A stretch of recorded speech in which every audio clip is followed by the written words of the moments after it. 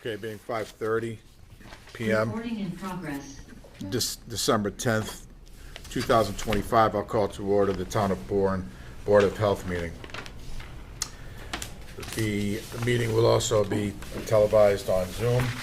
The Zoom chat will not be monitored. Participants who wish to speak must raise the hand icon until the chair asks them to unmute. Note that this meeting is being televised and recorded by Bourne Community TV for replay.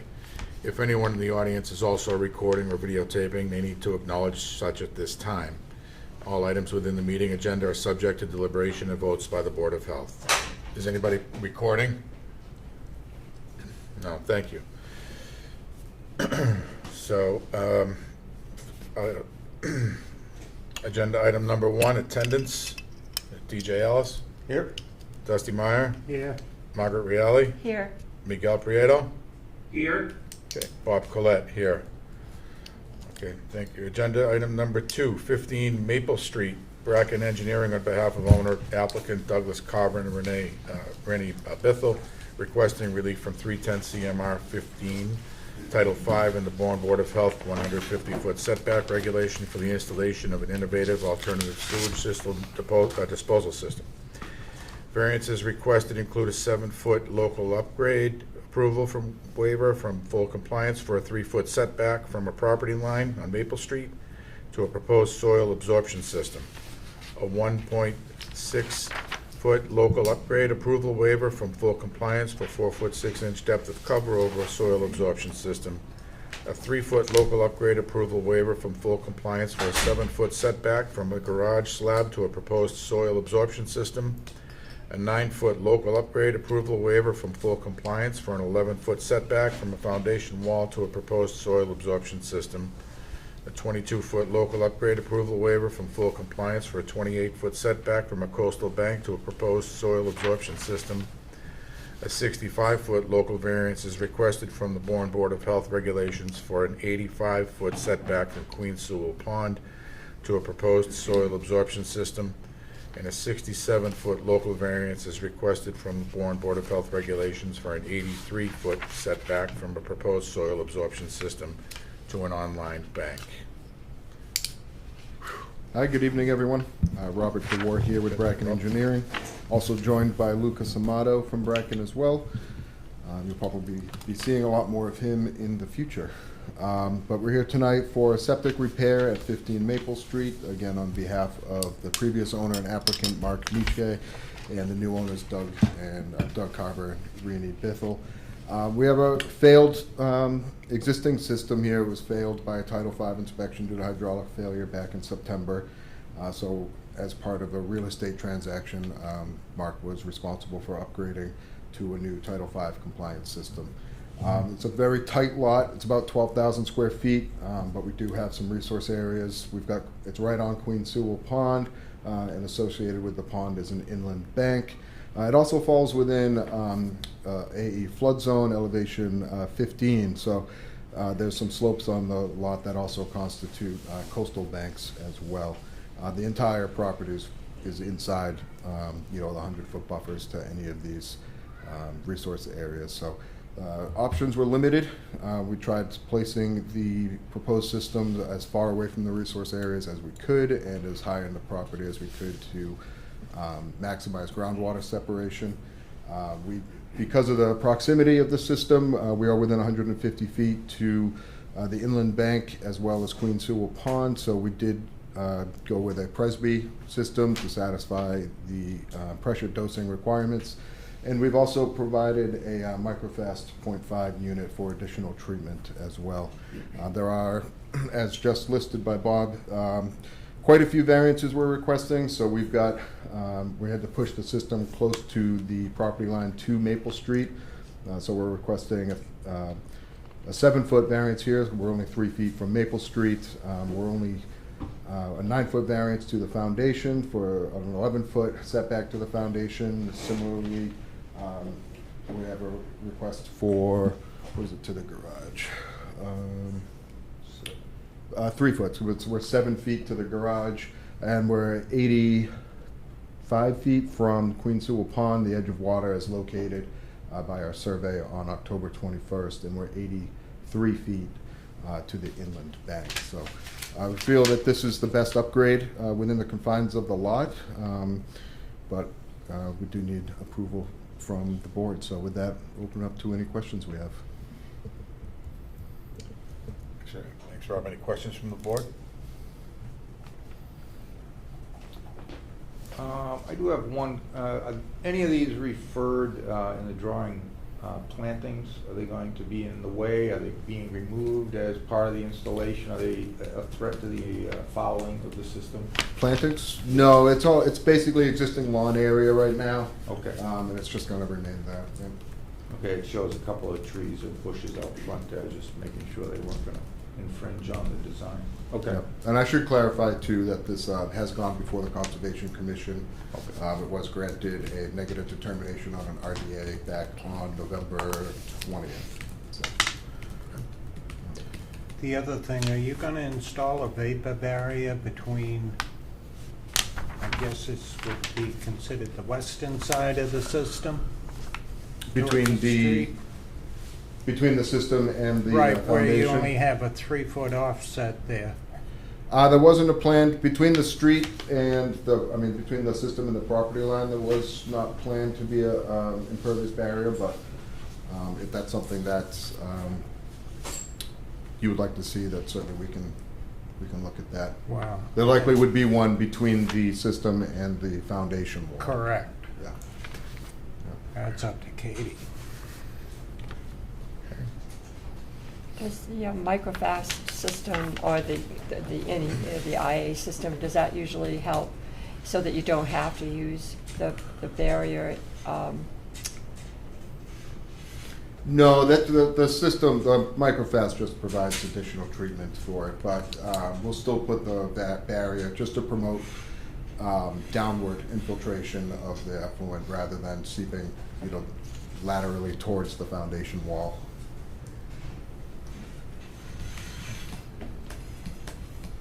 Anybody else? Okay, so the water line is going to be sleeved, okay? Yeah, Yeah. water line will be sleeved. It goes right basically through the middle of the system right now, so it's going to be rerouted around it and sleeved. Good. Yeah. Katie, how many times is Queen Sewell Pond shut down every year? If I recall, it's quite a few in the summertime. Yeah, they have a big history of closures during the summer related to fecal coliform and cyanobacteria. So movement towards IA systems that reduce those nutrients is a great improvement for the impaired ponds. Correct. That's what I see here. In a Presby system, I've had good luck with them. Good luck. Okay. The nitrogen decrease looks good. What they're saying, 15 to 0.56 to 9.81. Yeah, that's good. Okay. Any other questions, comments? Katie, anything to add? No? No? Entertain a motion to approve or? Yeah, I'll provide a motion. Take the motion that after the following review, on behalf of the owner at 15 Maple Street, who's requesting relief from 310 CMR 15 Title 5, and the Board of Health, Bourne Board of Health, 150 setback regulation, as stipulated by the listed 7 setback variances. I motion for acceptance. I second it. Okay. Margaret, second. Dusty? Yes. Yes. Miguel? Yes. Yes. Bob? Yes. Thank you very much. Thanks. Good to see you, Rob. Thanks, guys. Okay, thanks, Louis. Okay, agenda item number 3, 44 Spruce Drive. Scott P. Macio, on behalf of owner applicant Stephen Gordon, requesting relief from 310 CMR 15.000, Title 5 for the installation of a new septic system.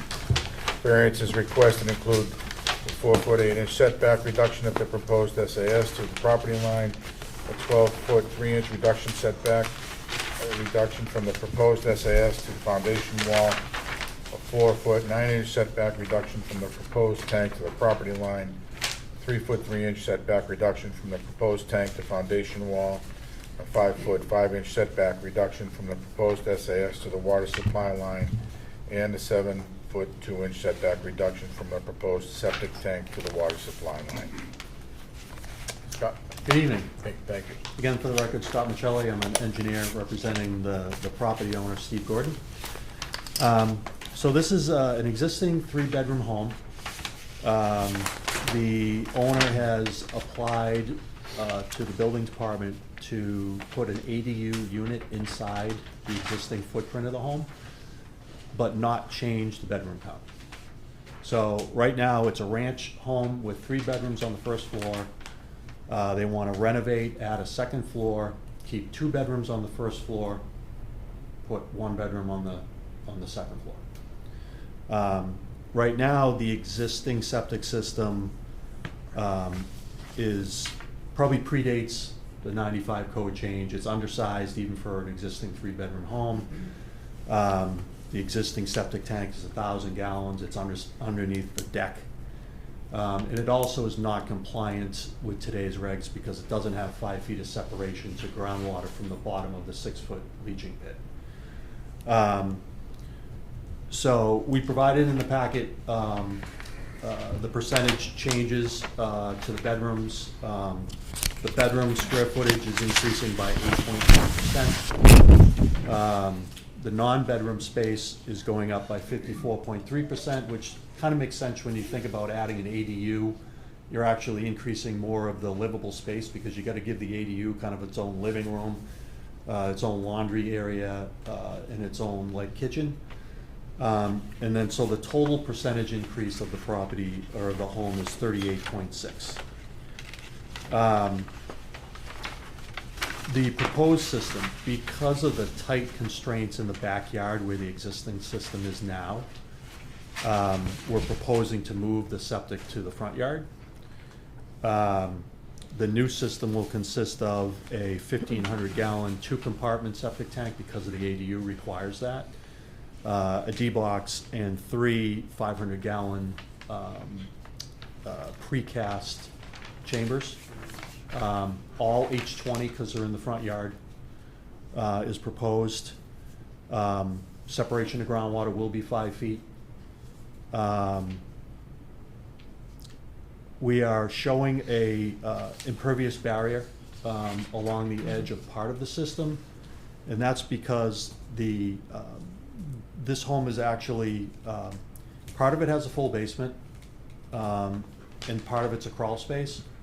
And we've added a barrier along that section that abuts the full basement to at least 20 feet beyond where that full basement is. For the section that's a crawl space, the top of the chambers is actually equal to the elevation of the dirt mat in there. So there's no barrier needed because it's below that elevation, which is about 10.8. We did soil testing on October 20th. We found basically unsuitable soils down 120 inches. It's basically like a silt loam that's all gonna have to get excavated out. We got into a coarse sand once we got below 120, and we hit groundwater at 124. So just as we got into that sand, we started to hit groundwater. But as I mentioned, this is designed now to have that 5-foot separation to that elevation. Because of the extensive over-excavation that's required, I designed the system to be bottom area only.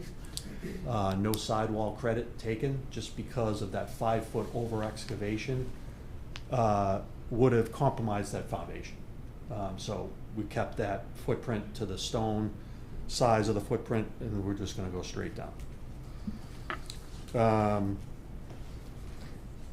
So the 6 variances, I think you kind of read them off, Mr. Chairman, at the beginning. I can just quickly show you, obviously, by moving it in the front yard, we're tight to the front roadway setback. We're less than 20 feet from the full basement. The tank is within 5 feet, or less than 10 feet from the property line. There's also an existing water service that right now runs through the proposed system. we're gonna put a whole new service in and squeeze it between the leach field and the tank and sleeve that entire length. What am I missing? We are in a AE elevation 15 flood zone, so we have applied to the Conservation Commission for an RDA. That is on next week's hearing. And I think that I captured everything. Any questions from the board? We're getting a lot of these small lots. Tight. Yeah, tight. It's getting harder and harder for you guys, I know that. But we gotta do the best we can as far as reducing the nitrogen levels in all of Bourne.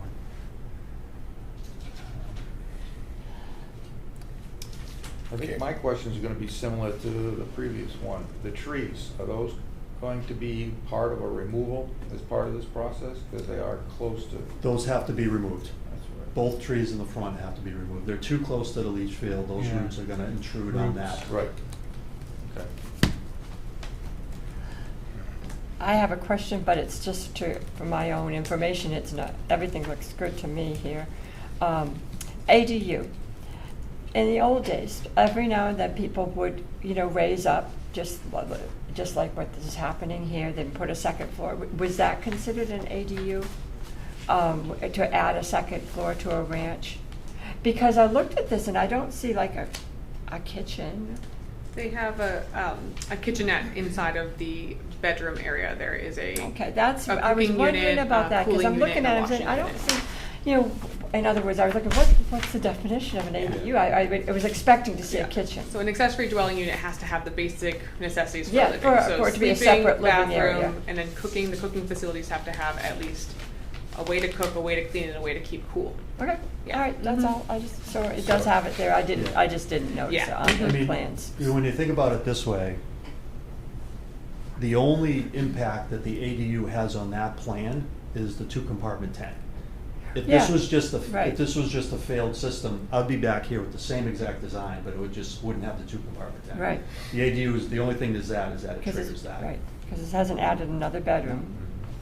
Okay, so is this a summer place? Yeah, that's what I was curious. The owner may be on the property and can answer that. I think he lives there right now, but I don't know like the intent of going forward, what he's doing. Yes, I'm able to call. Steve Gordon, thank you. So the trees actually have been removed. I've taken those down already. And yeah, I go to Florida, so it's mostly summer residents for me. Go to Florida for the summer? That's kind of opposite. I'm sorry, for the winter. I'm here now, I rub it in, but it's like 80 today, so I'm feeling sick, All right. so I apologize. Oh, I was gonna say, you're a glutton. Plenty of room on that plane. He was testing us to make sure we were Yeah. listening. Right, yes. Okay, Yes. that makes more sense. Okay. Any other questions, or Katie, any comments on this? No big comments. The variances they're asking for are from the foundation and the street line. They're not asking for any setback variances from any resource areas. They're not any impaired areas as defined by DEP. The work that they're doing isn't going to increase the nitrogen load on the lot at all. And yeah, so. Okay. All right, then I'll entertain a motion on this. I can move. Okay. So I move to approve relief from 310 CMR 1500 Title V for the installation of a new septic system at 44 Spruce Drive, owned by Stephen Gordon, and we approve the variances already stipulated. Second. Okay. DJ? Miguel? Yes. Yes. Bob? Yes. Okay, motion passes. Thank you very much. Thank you, Scott. Take care. Appreciate it. What? Okay. That's that. So, agenda item number 4, of tobacco violations, violation of 105 CMR 665-010. minimum standards for retail sale of tobacco and electronic nicotine delivery systems, and the Bourne Board of Health tobacco regulations. Sale of a tobacco product to a person under the minimum legal sales age of 21. First one is One Stop Convenience at 1028 Sandwich Road, also known as 227 Cranberry Highway, on November 10th, 2025. This would be a first offense. This is somebody from, sorry. Good evening, everyone. Hello. Could you state your name for the record, sir? My name is Shakil Farooq. Okay, and thank you. I'm the owner of One Stop Mm-hmm. Convenience Store. Okay, so what happened on the 10th at 2:11 p.m. was that an underage person entered your store and purchased a package of Marlboros from a female clerk. Yes, I talked to her, Mhm. and because she's worked with me 4 or 5 years, Yeah, and she also don't know how that happened because she's very tough on ID every time. yeah. I speak to her, but she said I don't know how that happened. Okay. So, but it did happen, unfortunately, and so the board is mandated to fine you, to institute a fine of $1,000, and also to suspend your permit, for sales permit for a day. And you know, it's unfortunate, but we check all the stores once a year. So if there's an illegal sale that at 2:11, then it's reasonable to assume that it's happening at other times during the day and throughout the year on other days.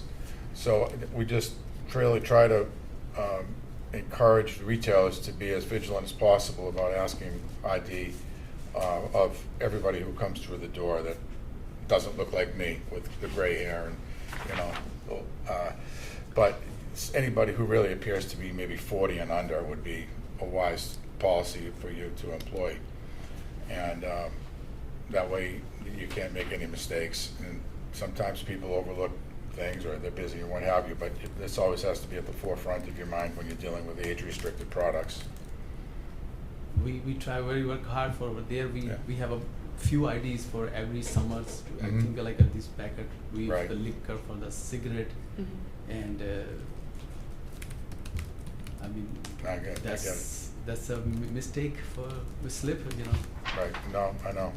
And It's in unfortunate. the future, we will be more careful with that. Okay. We have a machine I bought for last 3 years. We take the ID and put it there, and check that everything. If not, so we not give the ID to the person. We use somewhere else, Right, and we just give it to the local police when they come in. yeah, I'm gonna take it. All right, well, in this case, there was no ID requested, so, I have. yeah, So I'm sorry for that. Okay. And so we Okay. will next time be very careful for that. If the board give me that, fine is I can pay that, and if the closing, if they forgive that. yeah, so well, we hope not, if that won't happen again, so, you know, because the fine structure is such that it rapidly escalates, you know, the next one would be $2,000 and then $5,000, and the suspensions, you know, become much longer in time. So, we don't necessarily like to see that happen, but this is, these are the facts, and the board has to act, but, based on the state law and the local regulation. Okay? So they will be closed one day. Well, we have to choose a day. Okay. I can choose. No, well, the board will designate a day, or you maybe could work something out with Katie. But, okay. Any questions from the board or comments about this? Okay, so I'll entertain a motion on this. We probably need to discuss the payment schedule, whether we want to, like, say that it should be paid in full by next year, by the next time the permit is due, or should we, ask for installments? That's a possibility, right? Yeah, the owner could pay in full whenever as soon as he can, Yeah. or if you guys want to give a deadline certain for date. that. It is Yeah. required for the permit renewals that all outstanding fines are paid by the next renewal. So he's up to date on his 2026 permit, so he's good for this coming year, but come 2027, he would need to be paid in full And by then. what will that date be, that the next permit? So payment the will next be time due? that he submits his permit renewal, so it usually starts, our renewal campaign starts in November. Okay, so Yeah. next November. Mhm. So what have you found to be effective in this kind of a case where a person is up to date, to just say, okay, pay by the next, next year, next Mhm. November? Or does that give up too much, freedom, and is it better to say, to have a shorter time period? Yeah, most of our retailers are pretty quick to turn around and pay the fine. They don't want to miss paying it. They don't want any other further enforcement coming down. So we've seen that we'll just, in the past, have always just said, by next renewal, you need to be up to pay all the fines that are outstanding. In most cases, they turn around and pay that the next week. Okay, It's, okay. Yeah. I will pay before New Year. Yeah. So, all right, so it'll be by next November, by Will you November. mention a 2026. closing date? I mean, how I mean, personally, from our office's standpoint, we are short-staffed right now. I would like to see the closure, suspension for the tobacco sales permit to happen after the first of the year. We are kind of swamped right now, so we Okay. wouldn't be able to go out and inspect and verify. So late yes. January, early February would be So we need to establish a convenient date. for our office. Somebody anyway. to suggest a date. Because that has to be a part of the motion too. Right. And you guys are open 7 days a week, right? Yes. Yes, okay. Mm-hmm. Well, usually Fridays are what's recommended. Friday? Okay. So if you're looking at January, that would be the 7th, 14th, 21st, or 28th. 28, give them some breathing room. Yeah. Is there anything any input of any of those Fridays that would be worse than another? She needs that. Fridays are a busy day. Is it a busy day? Yeah. Only Friday is a busy day. Okay. Okay. Well, I'll pick, how about January 14th? Just get it over with. So the 14th looks to be like a Wednesday. Oh, all right. Oh, All right, we're looking at the wrong calendar. I didn't look It's at the okay, calendar. he's married. Oh, no, God, Yeah. I'm looking at 2022. 2022. Good Lord. Why is that even still in the, okay. Yeah, I'm sorry, so it'd be 2nd, 9th, 16th, 23rd, or 30th. All right, is that right now? I still don't have my calendar. So Okay. All right, 23rd, okay, because yeah. New Year's, you'll 23rd. hurt him on. All right, I'll put the Yeah. Friday, the 16th of January in, okay, and I'll do the motion. That's fine with me. All right. Okay, so I move to issue the minimum penalty for the sale to a person under the minimum legal sales age, violation of 105 CMR 665.01 and the Bourne Board of Health tobacco regulations, to One Stop Convenience at 1028 Sandwich Road on November 10th, 2025. This includes a $1,000 fine to be paid in full by November 2026, and a one-day product sales permit suspension to be applied on Friday, January 16th. The Board of Health and its agents shall be allowed access to the facility during that suspension to verify all tobacco products have been secured. We have to, Yes. Keep them closed off, whether that is if you are able to lock a facility or take things down and put it in an office. That's the best way we've seen it to be effective. Don't have to remove it from the premises for the one day, but just January 16th, not 2026. on display. we have a rack You over didn't say there. the year, but Put that's the okay. paper. Oh, that's right. Oh, I didn't That say could that. I potentially didn't work. say the, Just the, about- the just year. about- Any, nobody can see that. Yeah. Mhm. Yeah, it's just like That's just fine. that. Yeah. I have to amend it. Okay, thank you. Have a nice day. Thank you. Okay, well, we haven't voted on it Oh, yet, yeah. but, go ahead. I have to amend the motion because I didn't include the date. So do I have to read the whole thing again, or No, just, just say- I do amend the What date? date that the fine has to be paid for? No, You said the November suspension, 2026. The one-day suspension, Oh, excuse me. January I 26th. think Oh, you're that's right, covered. okay. So the date that, of the suspension is Friday, January, I move that the date to be, suspension will be applied, will be Friday, January 20, no, excuse me, Friday, January 16th, 2026. Right. All right. Do we have a second? Okay. Second. Dusty, Don? Yes. Aye. Miguel? Yes? Okay, I abstain.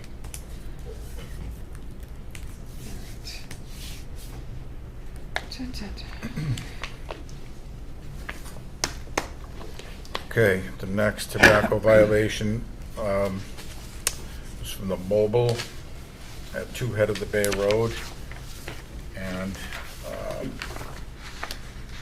same violation, minimum standards of retail sale of tobacco and electronic nicotine delivery systems, and Bourne Board of Health tobacco violations.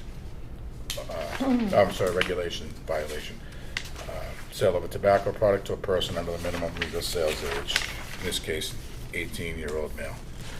So, sir, identify yourself for the record, please. Yep, my name's Rob Bourne, I operate Hi, the Rob. mobile at the 2 Head of the Bay Road. Okay. Just wanted to submit the following statement for the record regarding the reported violation, the notification process, and the inspection history for this location. The notice stated we received in the mail this is all in November, the 14th, indicated that it was sent by regular mail, certified mail, and electric mail. We did not receive a certified mailing or an electric notification. The only copy we received was by regular mail, notice delivered on the 24th. The notice also stated that future communications would be sent electronically and by mail. When the agenda for this meeting was finalized, we received an electronic notification. However, no mailed copy was provided at this point. We did review this situation, obviously after we got the notice. Upon receiving the notice on the 24th, we attempted to review the video footage. Because of the delay between the reported date of the violation and the date we were notified, the relevant footage had already been overwritten as part of our standard retention cycle. You can only keep footage for so long. As a result, at this time, we are unable to confirm which employee made the sale, although our policy classifies any sale to a minor as a terminable offense. We cannot take appropriate disciplinary action without verified ID of the employee involved. We are also seeking clarification regarding the inspection history for this location. We've not received any prior notifications indicating failed inspections, and therefore have been operating under the assumption that this site has passed all previous compliance checks. We respectively request that going forward, we are able to be notified of past inspections. This would allow us to recognize and commend employees and reinforce the importance of consistent age verification procedures. We provide this information to clearly document the timeline and methods of notice received and to request clarity regarding inspection records. Our goal is to maintain and improve compliance practices at this location. So I think in this case, it was just probably a little bit of a delay. We were not able to, between when the violation occurred to when we actually received the notice. Yeah, well, we're a little bit short-staffed these days, but we'll, try to make more of an effort to get things to everybody as quickly as possible. There's no doubt that this did occur, and if you had more than one person at the counter at 1:06, then maybe 1:05 p.m. when it happened on that date, then maybe you have some confusion. But usually the times that we're in there inspecting, there's only one person behind the counter. So, to me, it would seem like you might be able to narrow down who it might have been. So,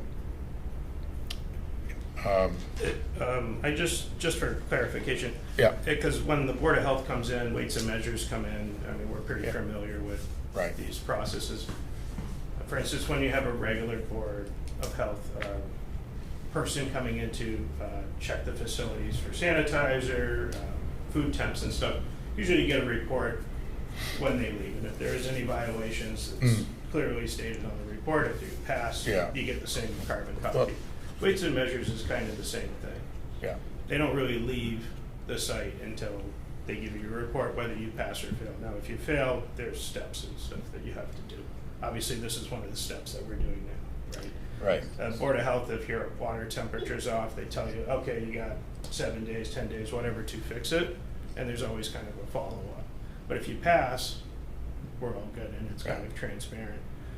Is there a reason why this process is different than that, and why was there such a delay in us getting that information? Because if, in fact, on the 7th this occurred, which seems to be that might have been the case, why wasn't I notified until 17 days after the fact? Because if this infraction occurred on the 7th, that means it could have been occurring all the way until the 24th. And that's kind of not what we're really looking to do. It's Right. kind of like when the Board of Health comes in and says, your water's supposed to be 120 and we're operating at 90 degrees. Are we just gonna let that slide? You know what I mean? Like, I yep, think, no, good. So I I just want think to there's a clarify little bit of the a delay process in it. with that too. So when the health department comes in to do compliance checks for tobacco, so to make sure that you're meeting all of our requirements, that's the same inspector comes in and does your food inspection.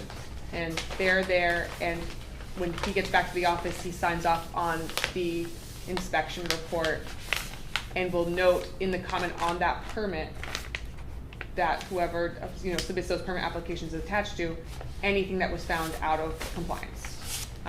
And we would notify you in person while we're there that that's the case too. This type of situation is not a health department compliance check. This was a quote-unquote sting by the Barnstable County Tobacco Control Commission. So it's a little bit different from our regular health department checks on tobacco sales. Okay, I understand that, but I guess my only kind of gripe with this is why aren't we notified that day that this is what happened? Well, there and are this occurred? several valid reasons for it. Back, this has been going on for 30 years, over 30 years. So, back in the old days, retailers were notified, at which time they would get on the phone and tell everybody else in town that they're coming around. So that, would sort of compromise the And I the understand whole that process. hardship for sure. Yeah, so- If this happened on a Friday. Yeah. Would it be unreasonable to say that I couldn't be notified on a Monday? So I mean, it's just, I get what you're saying, Mr. Collette, as far as I could just hop on the phone and say, hey, everybody, this Yeah. is what's happening. Totally get that. Right. Especially with cell phones, text messages. Oh, yeah. Amazing, the internet.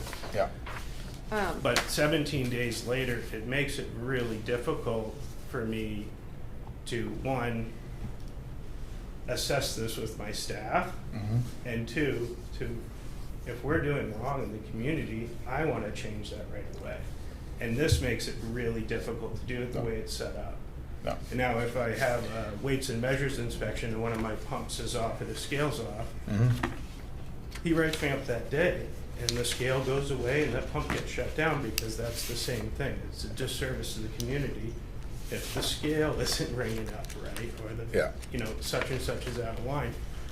This is sort of the same thing. I get it's a little different, yeah, it's a different process. but it's we're serving the community, and this is a disservice to the community. Why does it take so long for me to hear about this in this case? And just to clarify, the violation occurred on November 7th, and the notice went out on November 14th. That is 1 week later. Well, it's dated the 14th, and I have it right here, so I can share this with you. Yeah, absolutely. The envelope's postmarked the 20th. So Most it- likely didn't get picked up from the town hall until noti- Monday. The notice is, the date of the notice is the 14th, absolutely. And the envelope it came in is postmarked the 20th, and this is a copy of all Nope, I have plenty to go over.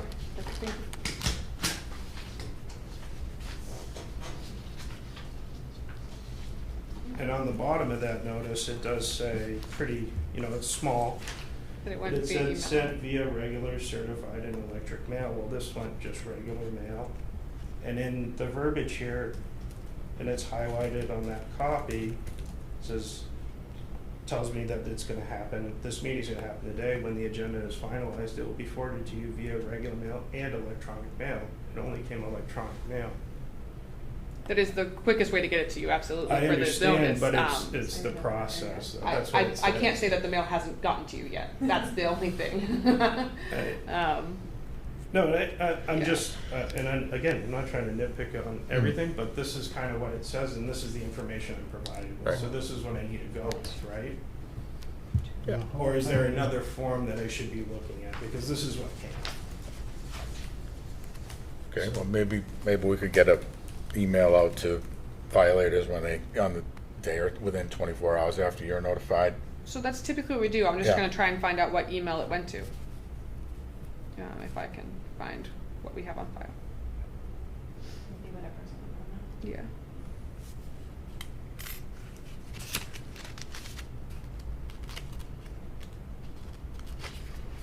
So it would be ap@bournepetroleum.com. Okay. We did get all your other notices. Do we? I tried to, Okay. because I monitor that, Mhm. and we get all your other. What email do you guys use? We use, like, the main one is the AP, we use our own names. Okay. But, we get like all of the licenses. Okay, yeah. And renewed, like we've gotten all the other, we Yeah. just didn't get, and the meetings. Interesting. And like, actually, we got the one on the tobacco, remember when there was that nicotine? All the notices for all that those stuff, yeah. notices. Mhm. We just didn't get that. Very interesting. Okay. And actually, I'm sure everybody triple checked. Yeah. But we do absolutely get your emails.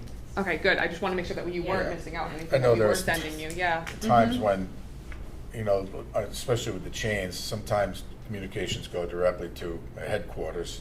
So it's going to some corporate office first before it may trickle down to the local franchisee or local location. Unfortunately, we're a very small We're not a business. chain, so Yeah. this is it. We're it. Yeah, okay.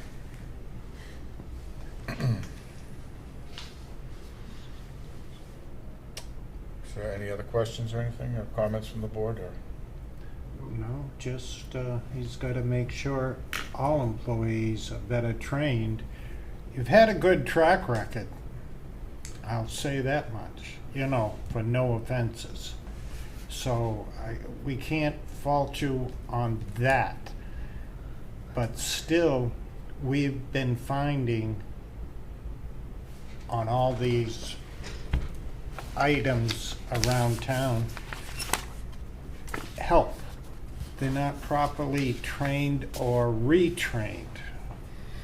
It's, yourself, if it was a package store, what they go through and everything. I wouldn't take it to heart, to be honest with you. Yeah, it happened, and it's unfortunate, but because you have had a pretty good track record in recent years, there was a time Yeah. when that particular location, I don't know if it was under different management or whatever, there was a little period of time there where there was some repeat sales going way back, but man, it's been pretty good lately. Very And good. they're a hard spot because people come off the highway to Yeah. get gas and they go in and, you can be bombarded, especially in the summertime. And yeah. I can understand a lot of it, but still we can't let it go by. Yeah, it's just, I'm not sure what your written policy is around that, but, we always suggest, anybody who appears to be under 40 should be, required to show ID. Or some places ask everybody, even, older folks, so. Makes me feel good. There you go. Just to cover yourselves, and I know everybody, so many people say, well, we have the scanner and all that, but those are all subject to human error too, because a lot of times, those scanners, a clerk, if they want to make a sale to somebody, they'll run their own ID or, override it. So there are ways to get by that as well. So it's unfortunate, but I guess against vigilance as a manager of any business like that sells age-restricted products is of utmost importance. And I know you're aware of that. And I also understand the vagaries and difficulty about having people, constant turnover with employees and so forth.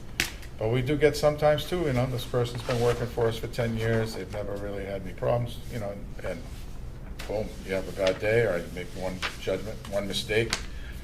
But again, if we're going out once a year and checking all of the stores and somebody sells, it's reasonable to assume that it's happening fairly frequently. So, if not every day, then how many times per week, how many times per month, how many times per year? And then it's one tool that's used to try to keep tobacco out of kids' hands, but there are several other sources, but this is one thing that is part of the strategy to try to limit that. So going forward, when you guys do pass inspections, they'll get notified on the passing? No, we don't do that either, because then those, the retailers in the old days, when some towns did that, they would turn around and use them against the Board of Health when they had a violation. So it's like I think that's making it really difficult, because Well, I can't tell my people they're doing a great job and keep up the good work and keep diligent. I'm not getting the support that I need as a business owner in this community to do that, and I'm not getting my support to stop the behavior in a timely fashion. 17 days is way too long. That's for me. I'm a citizen. I'm not sitting on the other side of the table here. No, I know. It's too long for this to happen. And it's such a big deal that we have to have a meeting like this, which I understand, and I'm not defending that this sale may or may not have occurred. I was not there. But I'll also say that it's a little too long. We have a very this is such a serious issue. Efficient, professional staff, and it's an aberration. It's not the norm. So we will make every effort to notify anybody who But violates. not notifying us of passing, I think that's a disservice. When you go by a speed trap, do the police send you a notice saying, "Good job for going under 30 miles an hour"? No, they don't pull you over, but this is a little different. We're trying to help the community out here and trying to do a good job. So I understand that we can't change right away, but I think it's a little bit of a disservice to not let somebody know when they pass, just like when the other departments come in and inspect us. They let us know when we pass, and they let us know when we fail, so that we can get better. And so that when we do have that pass, what did we do to achieve that? I think, though, that like Bob is saying, this is the law. This is the law, and you don't commend somebody for obeying the law. You just you. I'm not looking for a reward. I meant that when you with your passed it. staff, to say, oh, you're obeying the law. That's what you're supposed to do, obey the law.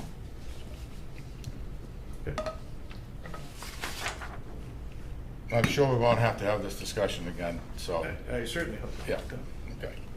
All right, any other questions, comments from the board, or a motion? The only other thing prior to a motion, I just wanted to hear from you, and I understand, I fully understand, and I took the time to listen. The notification communications, what they are, okay, aside, what did you do when you finally heard? Did you at least do something to help your whole staff, to educate them in the requirements of? Yes, we sent out an email to everybody, and we met with everybody personally. Okay, good. So it's in writing, it's on the board next to the schedule. We met with the people we're open 24 hours a day. So we met with everybody that worked on the 7th, specifically, individually, and we met with the whole team. Okay. And we did that at all these locations, actually. Thank you for that. That's what I wanted recorded as part of the record. Thank you. And, we get no joy or satisfaction for any illegal sale that occurs. It's not supposed to be happening. The education has been going on for 30 years, and random checks once, twice a year. They used to happen 4 times a year, but now it's down to 1. So it's unfortunate when it does happen, and we don't like to see it, but the reality is that it does still happen. So despite efforts to prevent that from happening. So, okay. Great to hear that you took it as an opportunity to educate. Like that's Yes. that's the goal. If, Right. if you know if something horrible like this happens, is you take that time to talk with everyone and figure out ways to prevent it from happening again. And that's great management approach. And thank you for doing that. Right. Okay. So we're gonna do the same as the last infraction, paid in full by November 2026. And make the we have to motion. decide on a day that, We have to make a motion to impose the fine and oh, suspension. we don't have, it's not in the motion, Yeah, it'll be included in the motion. Yeah. so we're gonna decide. Yeah. what will be in the motion, Right. the date that. I got you, yeah. The suspension will be applied. Yeah. So you don't want to have it the same as the other, right? Because you'd be, We could make that work. Well, Or it could be the following whatever's, week. I'm looking at what's easy for you, that you have to, Yeah, we're already out doing a compliance check. It's not outrageous for us to start in Buzzards Bay and work our way up to Sagamore Beach. so Or that would be Sagamore. January 16th, 2026. Does anybody else want to make that motion? I just wanted to get the dates in there. Yeah. Okay, I'll do it.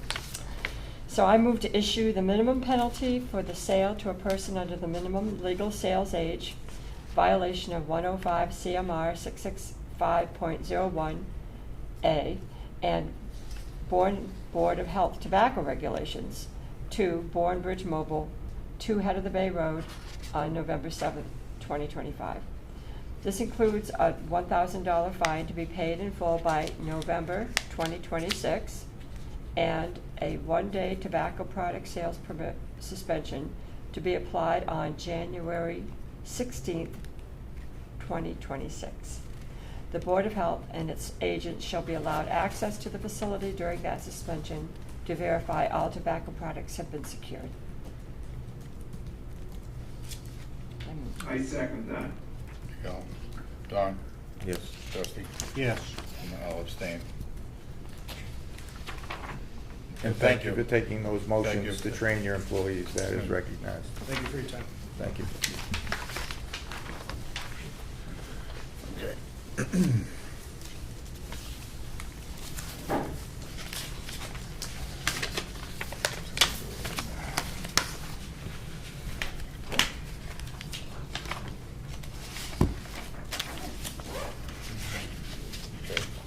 Agenda item number 5, any public comment on non-agenda items?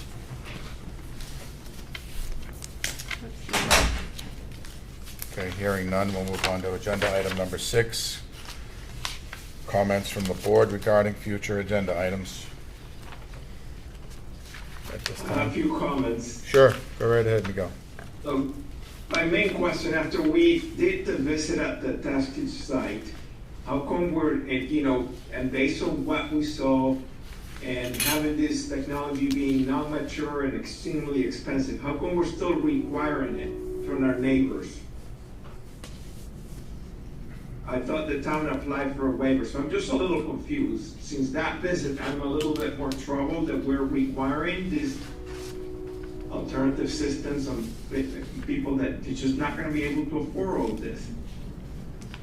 The regulation that the board voted on is not for all people. It is for people within the impaired watersheds who are proposing to create new construction or increase the flow on their lot, not people who are providing upgrades or people who are just within the watershed.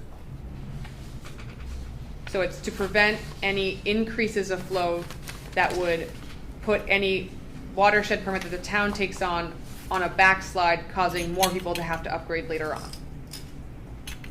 I'm just very troubled that if someone installs one of these systems and then they failed the testing that they have to do 3-4 times a year, and then they're forced to get another new system. I mean, like, and even the people from the testing site said it, there is no benefit for the homeowner. So what, I mean, the whole point, we're here to benefit the people of the town, not to benefit our town or the board. It's just, I just don't see what the benefit for the people of the town is with our regulations. I mean, if you tell me we're doing it for people that are not gonna be able to ever get sewers, because it's not in the planning stage, but I don't know if we can say that. I'm just a little concerned about this, the cost, and people having to move out because they just can't pay this huge amount of money on a septic system and the upkeep of it.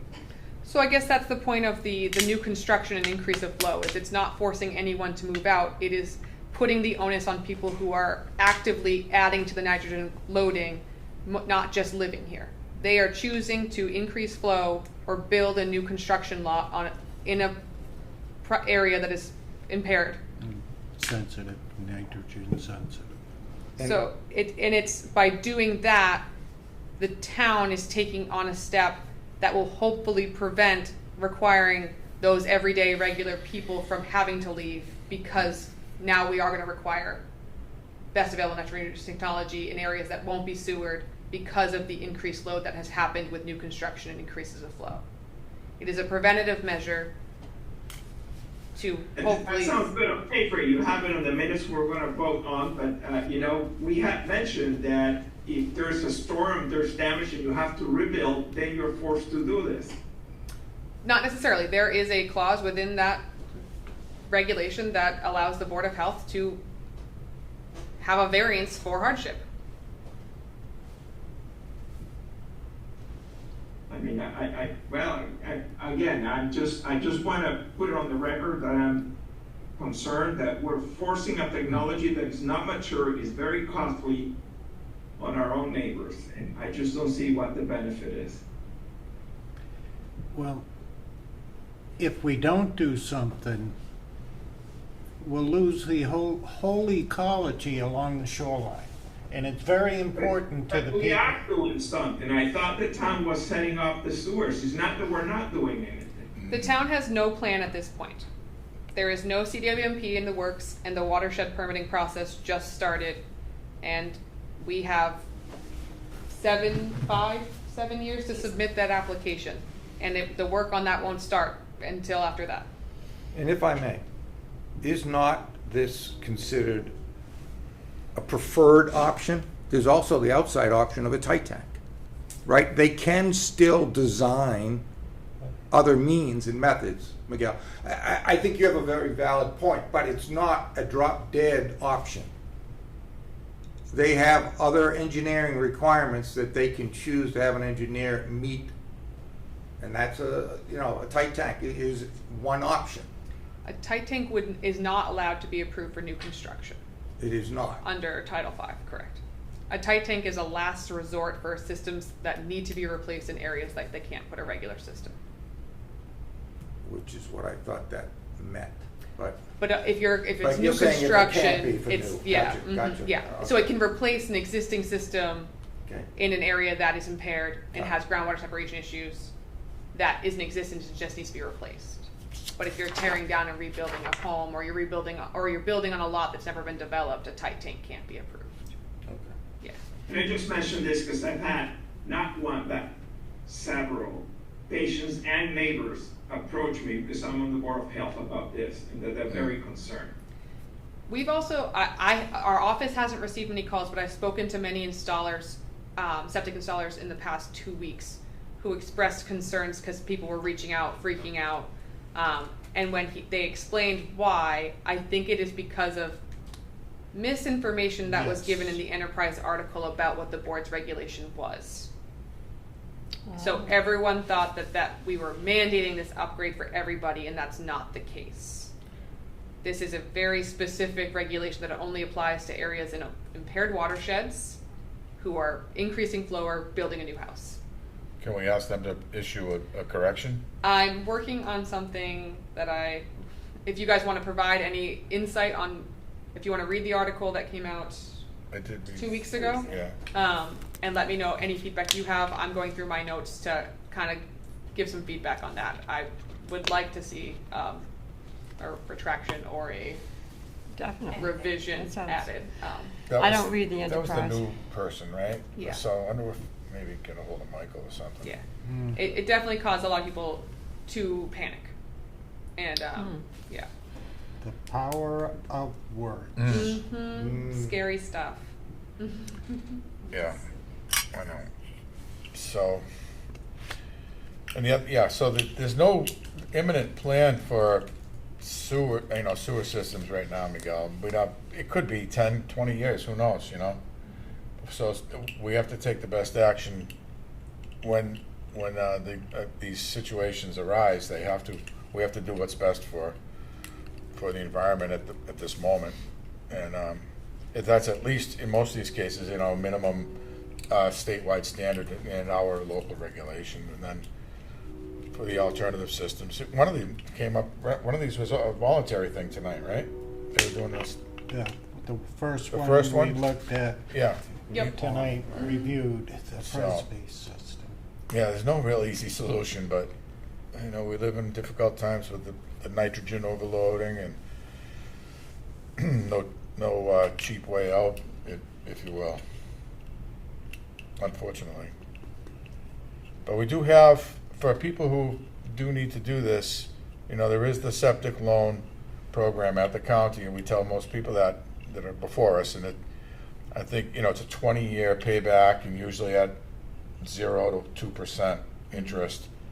So it's a pretty good deal for people who are in the position where they can't shell out $30,000, $40,000 or whatever it is or more, Yeah, whenever which we is send most out, of us. yeah, whenever we send out a failure notice for Title V inspections, Yeah. our letter includes how to get in touch with the county and what you can do to Right. get that financing. Yeah. And so it's a tough spot, but there's no other way around it for us, really. We do try to do the best we can for everybody. Well, and if I'm understanding correctly, as it stands right now, with the watershed permit, the NOI signed,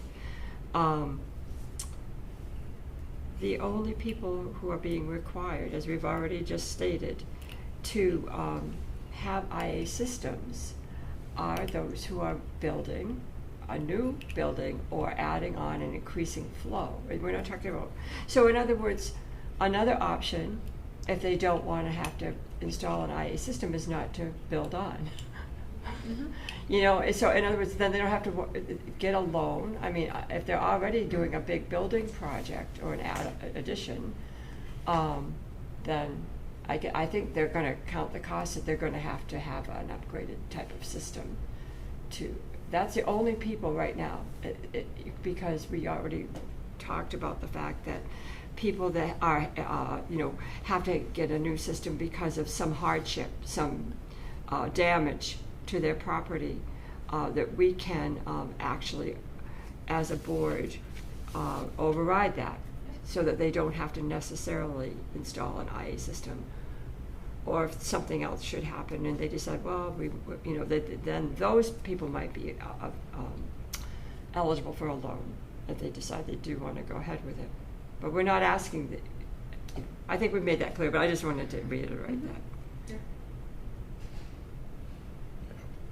And just like any of your other septic regulations, there is always that chance that someone could come in here and ask for a variance from that due to hardship, and the board can entertain whether or not they Right. find that is Right. justified. Yeah, good point. Yeah, I was glad to find that out, because that was a concern before we Absolutely. Before we voted, was to try to limit this to just people that are the expansion in the TMDL areas.